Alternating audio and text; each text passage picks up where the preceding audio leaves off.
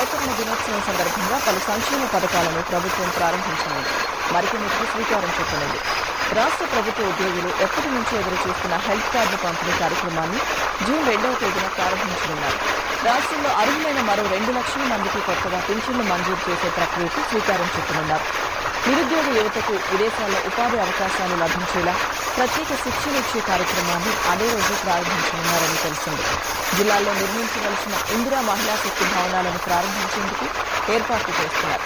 ఇక అదే రోజు ఇందిరమ్మ ఇళ్ల పథకం 2వ విడతను ఆదిలాబాద్ జిల్లా నుంచి సీఎం రేవంత్ ప్రారంభించనున్నారు.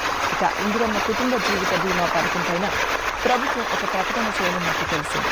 రాష్ట్రంలోని ప్రతి కుటుంబానికి 5 లక్షల జీవిత బీమా కల్పించేందుకు ప్రభుత్వం 4,000 కోట్లను కేటాయించింది. దీని అమలుకు జూన్ 2న ఎల్ఐసితో ప్రభుత్వం అధికారిక ఒప్పందం కుదుర్చుకోనున్నట్టు తెలిసింది.